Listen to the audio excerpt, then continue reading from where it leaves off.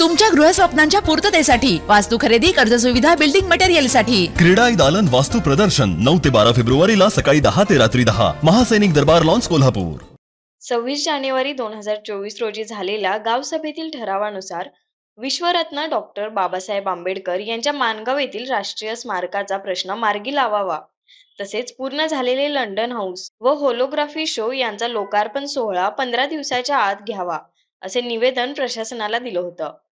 परंतु या निवेदनावर राज्य शासनाने अजूनही मार्ग न काढल्यानं माणगावचे सरपंच, उपसरपंच, सर्व सदस्य व ग्रामस्थांच्या वतीनं जिल्हाधिकारी कार्यालयासमोर आमरण उपोषण करण्यात येत आहे। यावेळी उपोषण स्थळी जोरदार घोषणाबाजी करण्यात आली।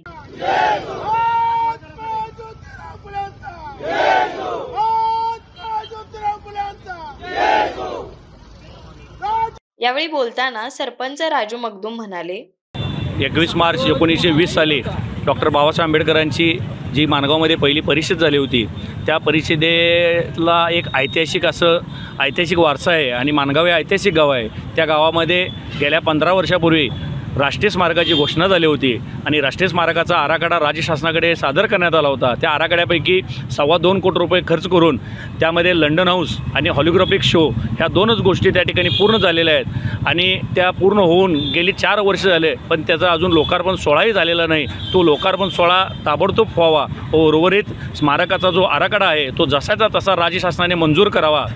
यासाठी 26 जानेवारी च्या गावसभेमध्ये ग्रामस्थांनी हा विषय मांडला आणि जर 15 दिवसाच्या आत जर शासनाने या आमच्या गोष्टी मान्य केल्या नाहीत तर 12 फेब्रुवारीपासून आम्ही आमरण उपोषणात बसू असा आम्ही इशारा राज्य शासनाला दिला होता।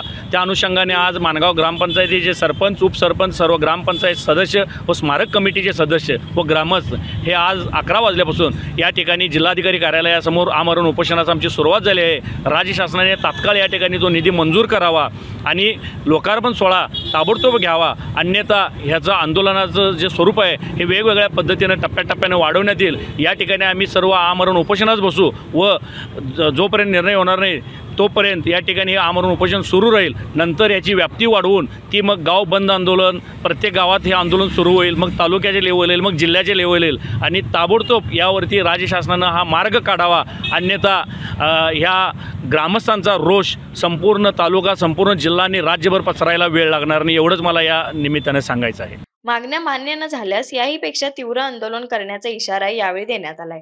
यावेळी अख्तर हुसेन भालदार, राजगोंडा पाटील, अभिजित घोरपडे, प्रकाश पाटील, अमरसिंह उपाध्ये, सुधाराणी पाटील, वसुधा बन्ने यांच्यासह पदाधिकारी, ग्रामस्थ मोठ्या संख्येने उपस्थित होते।